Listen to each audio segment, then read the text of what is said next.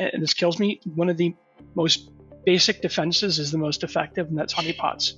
I mean, think in terms of the networks that have been breached, that have been famous. I mean, I don't want to pick on one that I pick on all the time, but there are a few out there that have been really famous. And if they've had just a simple honeypot, even honeypy deployed right behind the point of entry, when those attackers began to make way through the network, they could have triggered that and the IT staff.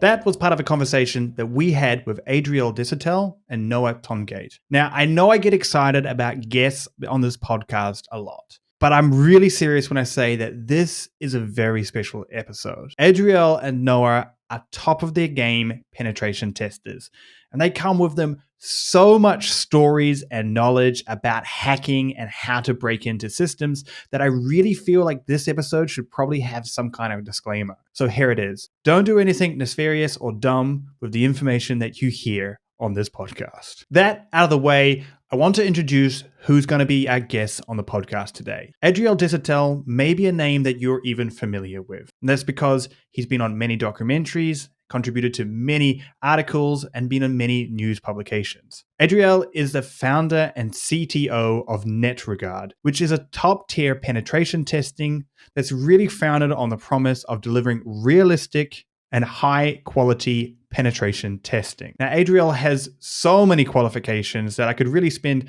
a long time rattling them all off. But a few of the highlights is that Adriel's been in the industry for over 20 years. In fact, in 1998, when I was still playing with Tonka trucks, he founded the Secure Network Operations, Inc., which was home to the SNOsoft Research Team. Now, this group gained worldwide recognition for its vulnerability research. While running SNOsoft, Adriel founded the Zeroday Exploit Acquisition Program, the EAP, and has also provided expert witness and testimony in US federal courts. And of course, if you're a reader of Forbes, The Economist, Bloomberg, or have watched the recent VICELAND documentary on cyberwar, then you may recognize him from there. But Adriel isn't alone in this episode. He's joined by Noah Tongate. Noah is a senior offensive security engineer for Netragard, which is basically a fancy way of saying Noah is a very good hacker. For Netragard, Noah conducts a variety of different penetration tests. For instance, on web applications, on networks, and even diving into social engineering, which we'll touch on in the coming episode. Noah isn't just a hacker for his day job, he's also a hacker in his free time by participating in many different hacking events such as Capture the Flags and gaining many accolades in these competitions. He also volunteers as a red team member in the Tongate Cyber Defense Competition, the CCDC, for multiple different regions around the US. With the introductions out the way, I can't wait to dive in to this week's conversation. That's all coming up, but right now we're going to take a very quick look at our breach of the week.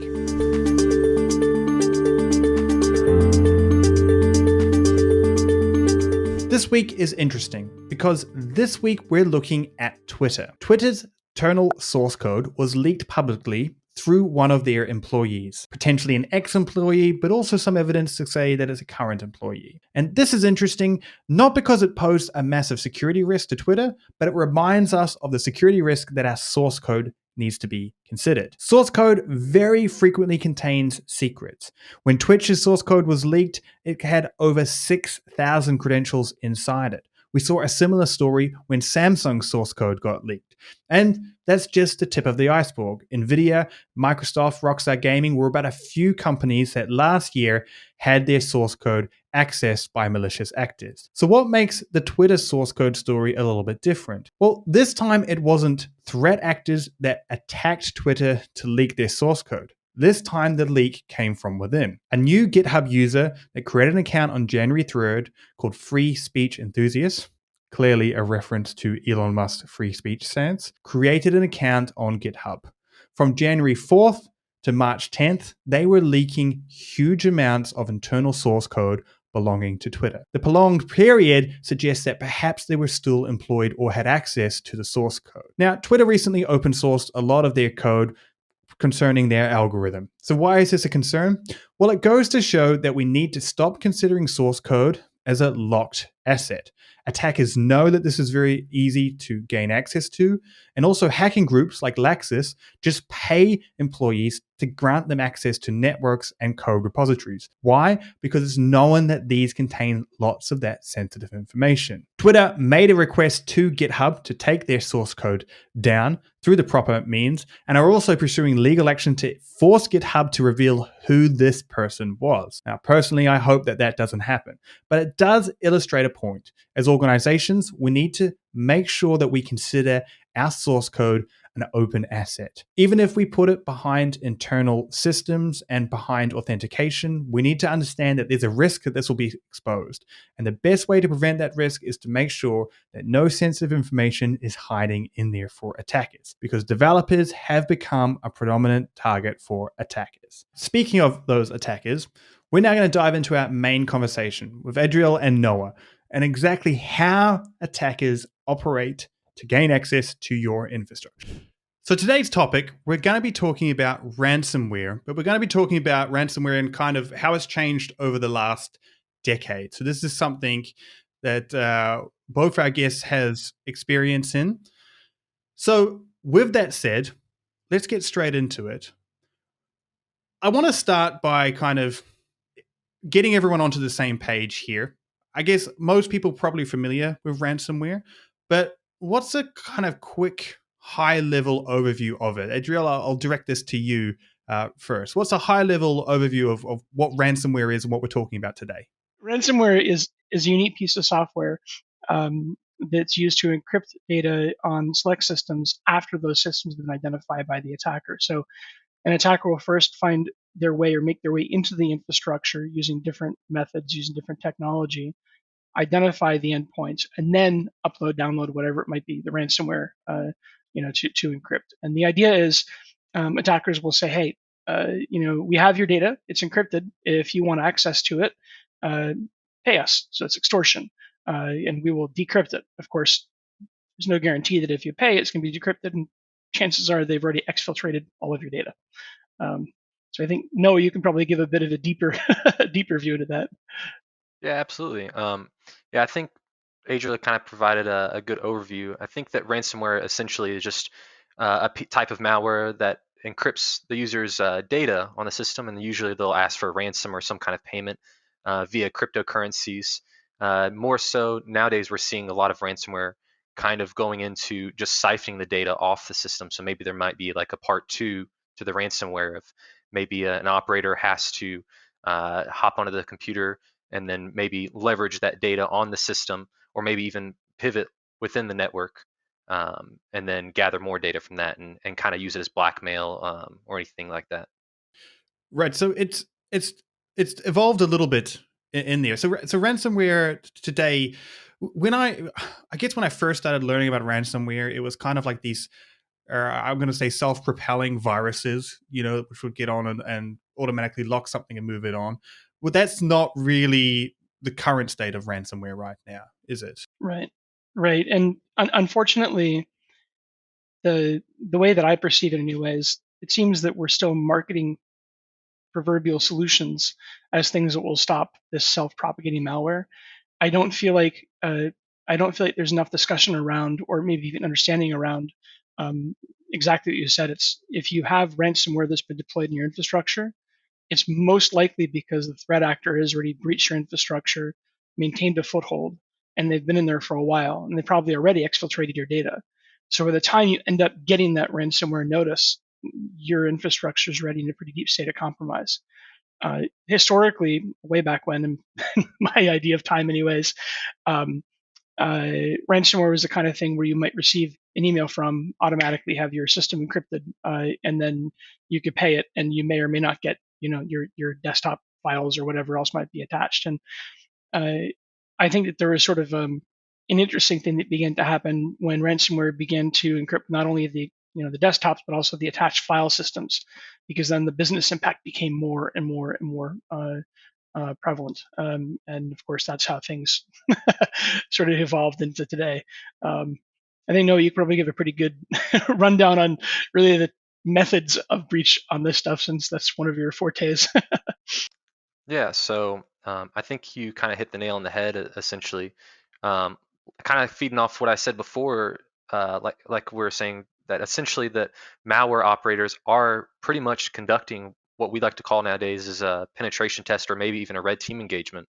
So not only are they trying to do the external testing of the network, but they're also looking for weak points inside the network to be able to breach, get a hold, and kind of persist within the network or within that system, and then maybe sit dormant or kind of sit quietly on the network, and then maybe laterally move to other systems where there's more valuable data, and then essentially lock up the computer and hold that for ransom.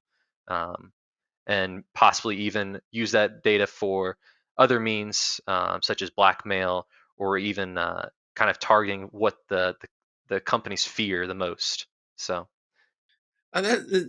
Interesting what they fear the most. It seems like it used to be individual machines, individual specific targets, or individual, like, we're going to go after this one server with this one bit of data. But more and more, I'm hearing about the entire universities where everything gets locked out. Not just the student database, but literally payroll, faculty, staff, everything. Manufacturing, where they're not going after just one piece of it, but they're going after everything.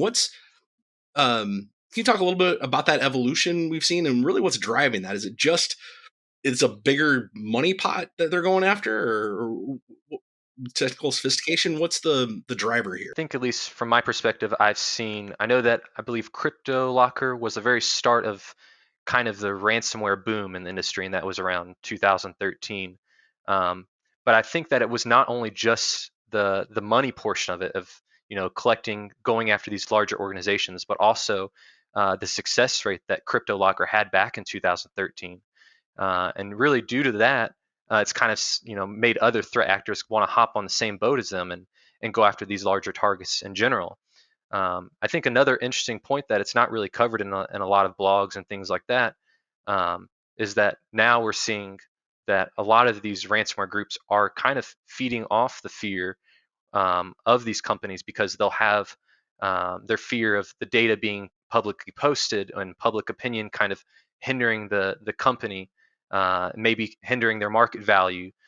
In addition to that, you also have regulators that companies are trying to be within compliant of PCI compliant or GDRP or things like that, and they're trying to stay within those regulations. So usually you'll have companies that will try to cover up these big ransomware operations, and with the data that they're able to siphon off, it's a good way for operators to not only lock the system and encrypt the actual physical device, but also leverage it outside of the network too, by kind of blackmailing, kind of like what I was saying before, just blackmailing the organization, saying, if you don't give us what we want, we're going to publicly pretty much bring down what the public opinion, the stock market value of your company, um, and maybe even possibly have your company shut down due to auditors or regulators, coming after you. Yeah, absolutely.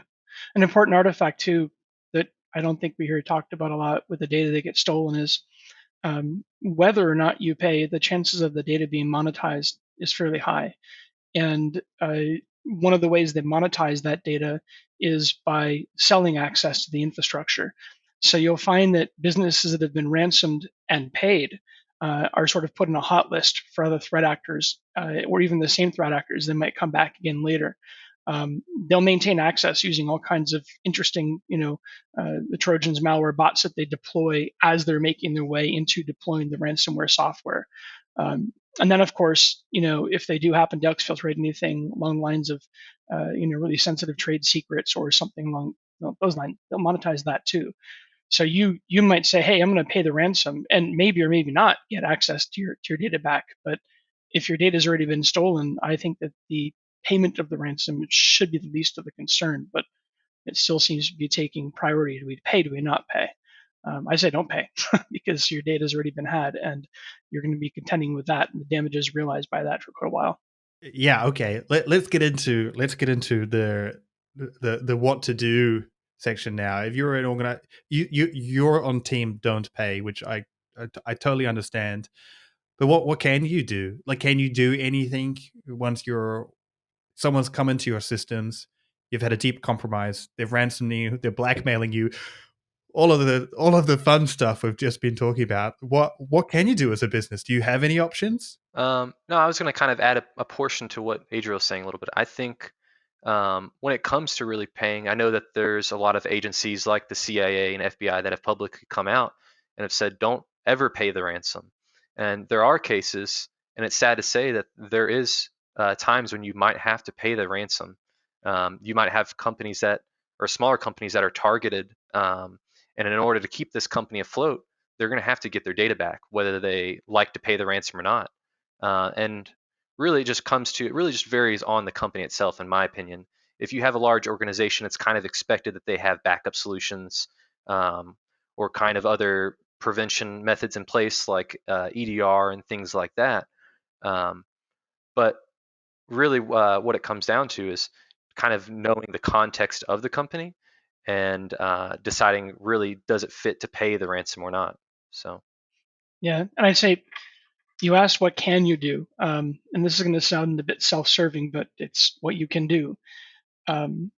Because ransomware actors, these different groups, are breaching infrastructures by hacking them, which is technically what a good pen testing firm should do. The number one thing that you can do, and this is true for most offenses, is you can expose yourself to a threat, all right, a penetration test that operates at levels that are the same, using the same TTPs or similar as what you're going to encounter in the real world. And if you're testing at a realistic level of threat, right, against the right threat model and so on, in theory, you're going to identify the same types of vulnerabilities that these threat actors will be looking for. In theory, they're going to go after a guy that's similar to you, but that's not running quite as fast. So that's what we call realistic threat penetration testing. And there's actually a ransomware attack simulation service that does exactly this. So the idea is you go and you have your test. The test produces results. What those results really are intelligence about how that actor is going to align with your risks. And more importantly, perhaps, how that attacker will move through your infrastructure without detection, exfiltrate your data, then deploy their technology while evading everything. If you have that kind of insight, you can build effective defenses. And can I tell you, and this kills me, one of the most basic defenses is the most effective, and that's honeypots.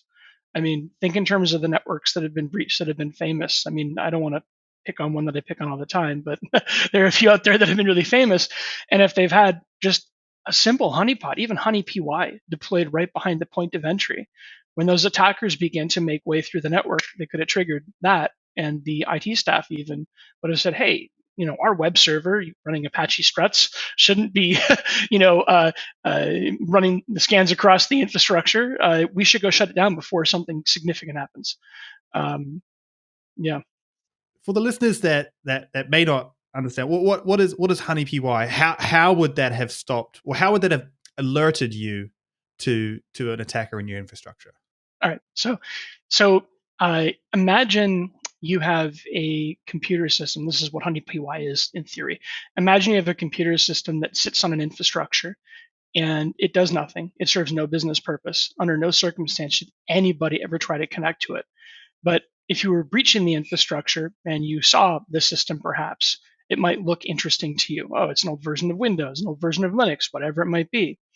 Now, what honeypy will do, and what most, if not, I think all honeypots will do, usually based on configuration, but the moment a connection is initiated to these systems, they'll say, hey, somebody is connecting to me. And because they serve no purpose, because nobody should ever connect to them, it's never a false positive. It could be because you have a piece of malware trying to propagate in the infrastructure. It could be because you have an employee doing something rogue. It could be because you have an IT admin running a process and forgot about a specific system. But in all cases, when you get a connection to a honeypot, it's a positive. We were running just for tests a while back, honeypots on several different infrastructures just to see, the rates of false positives and, and so on and so forth. And we found that they had an incredibly low volume of noise, right? So it was very rare that we would get an alert. And we found that when they did get touched, it was always something interesting. Might not necessarily be a breach, could be a misconfiguration, could be something else, but it was always interesting. So if you understand how attackers, right, i.e. through realistic testing, if you understand how attackers are going to move through an infrastructure, you can deploy honeypots in sort of a strategic manner along what I call, or we call, the path to compromise. And then as the attacker moves along that path, you're going to light them like a Christmas tree. And all you have to do is respond to the first incident, dig into it, and say, hey, this isn't normal. And you can prevent, damage, substantial damage. And HoneyPY is free, so the ROI on that is pretty significant. Excellent. So yeah, definitely you described a couple things there that it sounds like if you are top of your game, if you have a security team and the resources, HoneyPY definitely something to look into, especially if you're the free tier there. Sounds pretty good. And then yeah, full on pen testing. Obviously, that's what we should be doing and making sure infrastructure is secure. But do you have any other just general advice for maybe companies that don't have that level of maturity? Like just how do you prevent malware, or how do you prevent ransomware from getting in the system in the first place? Just general advice, tips. I think on this one, just kind of add what Adriel's saying, is that when it comes to honeypots, it's a good solution, but in this case, you may have companies that are a bit smaller and they can't really afford those, or maybe not have the IT team to the know-how to set those things up. I think it's really kind of a multi-layered solution, in my opinion. You can see it how you want fit. Adriel, I think, explained it best of maybe starting with a penetration test or something even small, just to kind of get the attack surface and see those weak points, and then kind of build off of those points. So if we conduct a smaller penetration test, we're able to say, hey, you don't have antivirus. Maybe we suggest that you start installing antivirus or kind of endpoint detection solutions. Or, hey, I noticed that the antivirus is able to collect me, but you didn't respond fast enough. Maybe we should look into having some kind of central management system where we can kind of aggregate logs and then figure out how to respond to those things. And really, the most simple solution is just even providing that security training for your employees and having those employees tested and constantly tested, maybe not during a specific time, but just randomly throughout the year to make sure that they are up to date and they are aware of making sure that they're not clicking on those illegitimate websites or downloading or running illegitimate software. So it's not only just putting the trust in the employees, it's also a multi-part solution of the employees have to be aware and know that this is not a good thing to go to or click on these sites, but also the security is in the hands of the company, to also enable those kind of AV solutions or EDR solutions. So I only say that because I think that a lot of companies, there's a misconception that companies will try to put a lot of the blame at their own employees, when really it should be kind of both the company that's doing the action of securing the network, but also training the employees too. So, Yeah, I think one of the things that you hit on, Noah, that's critically important that just doesn't seem to get played on all that much in the industry as a whole is the importance of continued testing, the importance of keeping people under threat, and within that, most importantly, knowledge transfer. Right. One of the things that we have noticed just in our, almost since 2006 doing this, right, is the customers that we have that benefit the best are the ones that interact with us the most. So if we can transfer knowledge, and by that I mean teach them to think in a similar way, like to Noah, myself, or any other people on the team, they almost naturally begin making decisions that will thwart, the inbound threat. And that's not done by just having one test and then thinking it's going to go. The one test is going to give you a foothold, but every time you test, as the tests repeat, there are a couple of things that happen. We'll build more knowledge so we can operate at a higher degree of threat, and we'll also understand where certain things are that need to be fixed. And every year or 6 months or whatever it might be, come back in and reassess and see where the customer's at and actually help them drive that footprint forward. We have had cases which have been good and bad, where we've effectively almost worked ourselves out of positions because we went from customers that on year one, we were able to breach all the way up to about year 7, and then year 8, 9, and 10, all of a sudden it was like going up against a brick wall because they'd learned so much that their infrastructures were just reactive and they were sharp and they knew what to look for. We still work with them, but it's at a different level now because of how far they've gone. So that continual effort, that knowledge transfer, is so much more valuable than saying, hey, you have a vulnerability here. It's, well, why do I have a vulnerability? How do I deal with it? How could I have found it? How do I respond to this? What wasn't I thinking about right? And the moment you get that thought process in mind, not only can they do that, but they can also say, well, what is a real risk, right? And how do I address that in an effective manner? There's a lot that goes into it. Yeah, I definitely appreciate that perspective of, we can't just blame everyone else in the org and say, hey, this is your problem, you're causing this, without providing some kind of training, some kind of ramp to say, okay, this is how we fix that as well. It's very easy to throw that number around, like 87% of all security issues are human based, but just end the conversation there. And it's like, oh, well, now it's on you to fix that. So definitely continued education is something we believe in as well, and think that that's very important for not just ransomware, but all malware, all security. Want to switch up just a little bit, going from talking about human side of things to the AI side of things and the emergence of AI.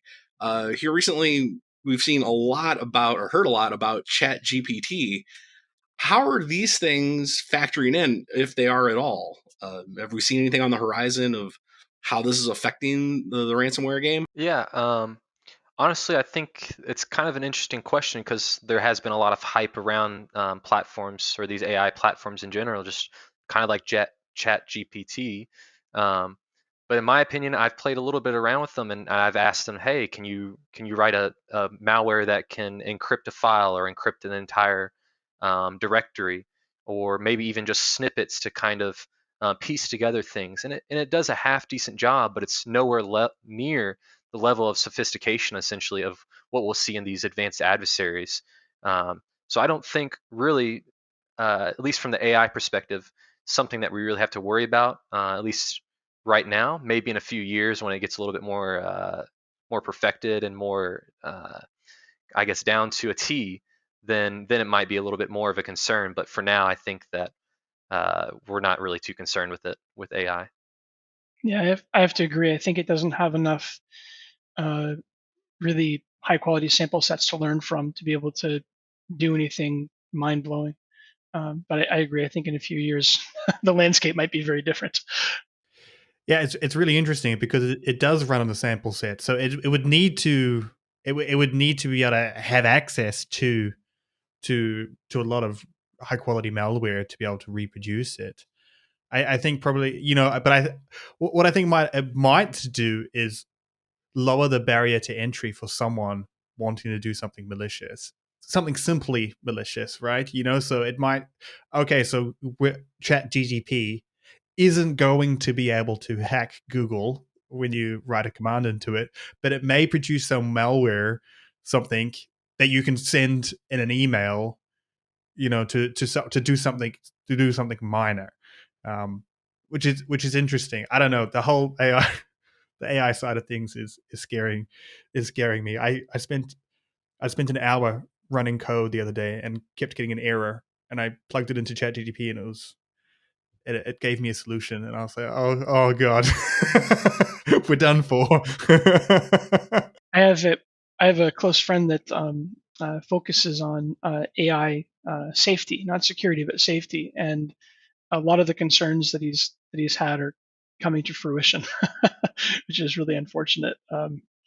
And writing code and developing malware or analyzing things or any of it. I mean, it's really quite powerful, and it really runs the risk of displacing a lot of things or creating a lot of new things that are nefarious. One or the other. Continuing on from this kind of theme, or we said that it could maybe make the targets a bit different. One of the things that you were talking about in there when you were talking about solutions is that I think some people might be surprised at, is that when you're talking about penetration testing, when you're talking about conducting these, you're not only talking about large organizations. You kind of alluded to like that lots of organizations. So how big of an organization or how small of an organization, should what's the size of an organization that should start considering pen testing?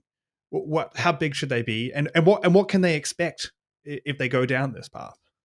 Yeah, I mean, so when I founded Netragard, one of the, I guess, philosophies was that everybody should be able to afford good security. And by product, I guess we serviced a small bar in New York City that was worried about their cash registers, all the way up to some of the largest multinational companies, Las Vegas casinos. I mean, you name it. Um, what companies really need to do is they need to have an understanding of what the threat is looking for and what types of threats will align with them are going to be most interested in them. And they have to keep that sort of refreshed. And then as they move forward and building out their infrastructure or doing whatever it is that they're going to do, they have to deploy the right security measures or technologies or mindsets to kind of help them get along that path. And they should not. I mean, we have best practices everywhere and we have recommendations everywhere. They should not read those and believe that those apply to them exclusively, because you have one organization that does things in a unique way, hiring a Jimmy, Joe, Bob, Bill, whoever it might be, that has a strange philosophy about doing God knows what, and maybe these standards do not apply to what this person has created and what this person's done.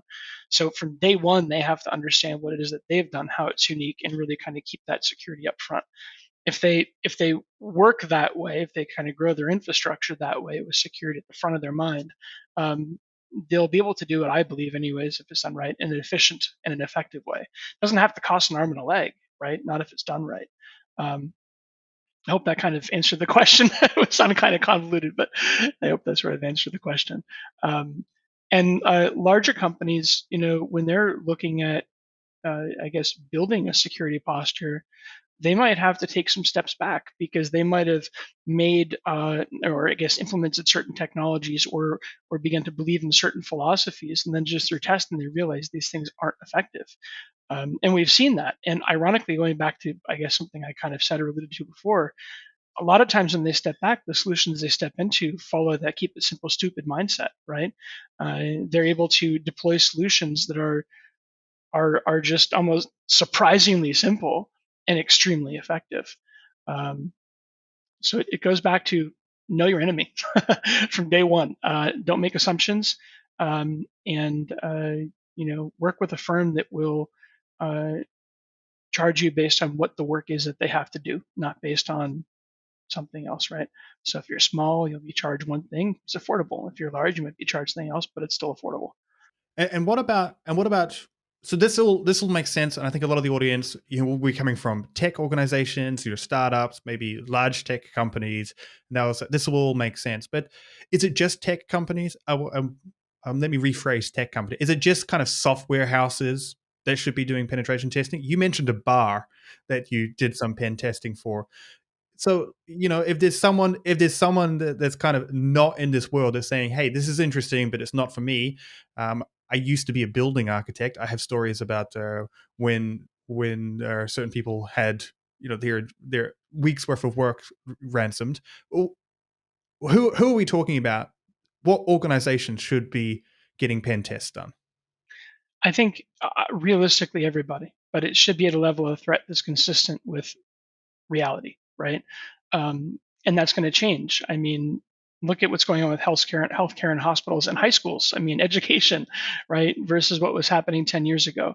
As the bad actors recognize new opportunity, they're going to shift whatever that industry is. So you don't know when they're going to shift to you. They could shift to security companies, right? You don't know when they're going to shift to you, and you don't know when they're going to shift away from you.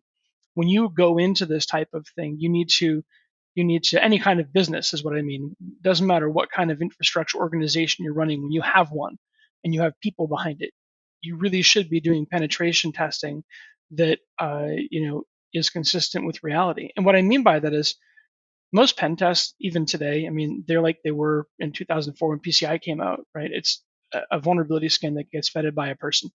And that's one of my old analogies that everybody, I guess some people hate it and love it, but it's like testing a bulletproof vest with a squirt gun, right?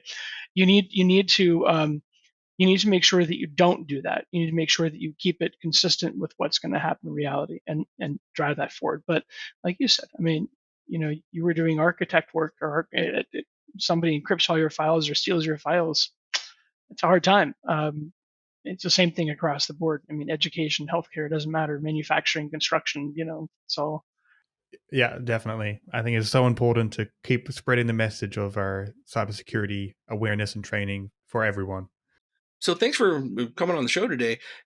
Just so we can have, one big takeaway for people that might have skimmed through the episode and are looking for those big takeaways here at the end. Could you maybe give us like top 5 things that an organization can do to protect themselves today? Sure. I think really just doing a security penetration test or red team engagement would be number one for us. Number two really would be for you to kind of implement or figure out those kind of solutions, whether that be antivirus or endpoint detection solutions, to make sure that they're installed on the network. That's really kind of preventing those attacks. I think the next big bullet point, number 3, would be essentially detecting those. So that would be going along with honeypots or intrusion detection systems and things like that to make sure those are also implemented. And I think the fourth one would be essentially just taking all that data, because once you have all those systems installed, you're going to have to kind of aggregate that data and be able to parse through them, or be able to have a platform where you can kind of narrow down those targets and figure out what security issues are and what those attackers might be looking to kind of breach. And lastly, but not most important in my opinion too, would be doing the security training, because really at the front lines is going to be those employees. They're going to be the ones usually either being phished or the ones that are going to be picking up the USB sticks outside of their company and trying to plug it in. Or they're going to be the weakest link essentially to be able to get on a phone call and talk to them to try to convince them to install some kind of malware and then further breach within the network. So security training is a huge thing. Yeah, and I would add to the security training, continued knowledge transfer. I find when you mentioned the USB sticks, the one thing that always blows my mind away is that no matter what cybersecurity conference you go to, there's at least one vendor that's giving away USB sticks as like swag. And it's kind of like, what are we doing? A QR code in the background being scan this and a USB stick. We do it because we think it's hilarious that people will still take them. And I've actually not been allowed to, but I've actually wanted to put something in the USB stick to say, you shouldn't have taken this. A little rubber ducky in there. You have been pwned. Exactly. I have one sitting right here, actually. So, yeah, that's right. So moving into the next one, I wanted to ask you guys, do you have a funny story that you can share about a pen test that happened? You can remove names if needed, but is there a funny story that we can share here? Yeah, sure. I think the number one that comes to mind is this one client is a client of ours that was in the manufacturing industry, and essentially during this portion of the penetration test, I was focusing more on the external portion and the social engineering. So I was trying to come up with a ploy to try to get them to either click on a phishing link, and I figured out, why continue with just doing a phishing email with the regular kind of sending a phishing email, hope they go to the link and type credentials. Why not try to give them a phone call? So I started off by essentially doing some password spraying. So I use database breaches, things like that to kind of collect a big password list, and then use LinkedIn to essentially get a list of all the employees and try to authenticate to any kind of their external network infrastructure. From there, I did identify several accounts. And once I identified those accounts, I noticed that they had multi-factor authentication. And I think there's a big misconception that once the attacker hits that multi-factor authentication, that's the end of it. In reality, it's not. Kind of like the USB sticks, I was able to kind of gather more data. So I knew at this point that they were running Duo. So they were running Duo as their multi-factor authenticator. So doing some research or just previous experience with Duo, and know that they have a bypass code. So I was trying to figure out a way, what can I do to kind of get that bypass code from either the help desk or whoever the admin is at that time. So did some Googling. I was able to call up the company and get a hold of their help desk and asked them some questions over several days to make it not as noticeable, and figured out that they require two pieces of information for getting this bypass code. One of them is your birth date, and the second one is the last four of your social security number. So as soon as I hopped off that call, I immediately started to go research some of those people that are already identified as password spraying victims or using common passwords, and was able to essentially figure out their birth dates, or several of them, pretty easily through social media posts or posts that were on LinkedIn saying, "It's my birthday, celebrate with me." So I was able to leverage that, took note of all this. And I took note of other kinds of information like new employees and things like that, just in case, I had to kind of go a little bit deeper and explain when I did decide to make that phone call to the company. So the next portion was to try to figure out how to get that social security number. There's been a lot of breaches, for example, like the Equifax breach, where social security information has been leaked. So usually it's pretty obtainable, but for this client, I couldn't find anything, or at least for these victims, I couldn't find anything.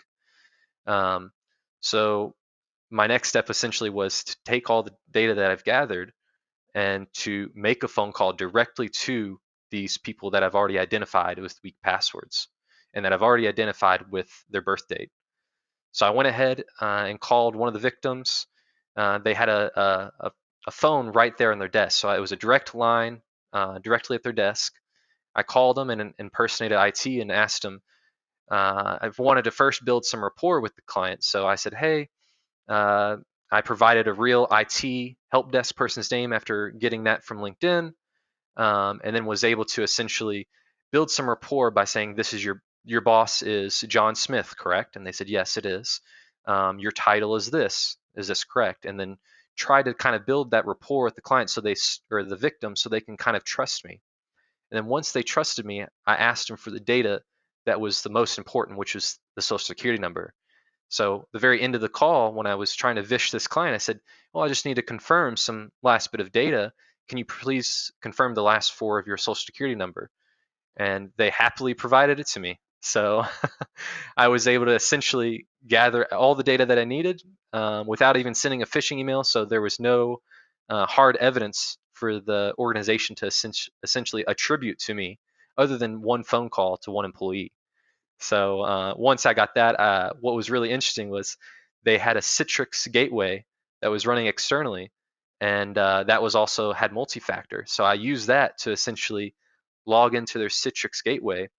And in the Citrix gateway, you could spin up virtual computers or virtual machines. And I was able to pretty much pivot from an external attacker's perspective internally, and then kind of laterally move all the way ultimately until gaining the administrative access of the entire network. So complete compromise from the external perspective. Pretty fun engagement. That's that's very impressive. All your base are belong to us, right? I love that one. Big takeaway there is don't answer the phone. That's some good advice, but you might not be able to, operate. That's such a good point to end on. That MFA isn't the be and end all. You should have it, but don't think that it's impenetrable. Uber had a recent case where an attacker bypassed it and was able to access their PAM system. So, similar complete takeover. Well, we've come to the end of the episode. I want to thank both of you so much for coming on. It's been an awesome episode. Oh, go for it, Dwayne. Go for it.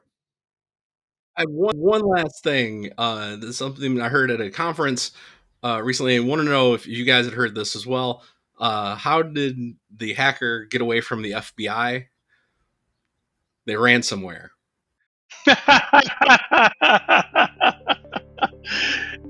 I'm stealing that. That's like a dad joke. I'm totally stealing that. Again, and software or Security WV told that joke in ransomware talk, and That's awesome.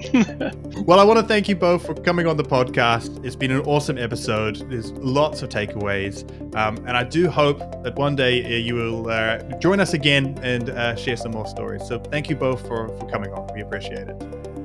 Thank you for having us. Yeah, for having us, and it'd be our pleasure to come back anytime.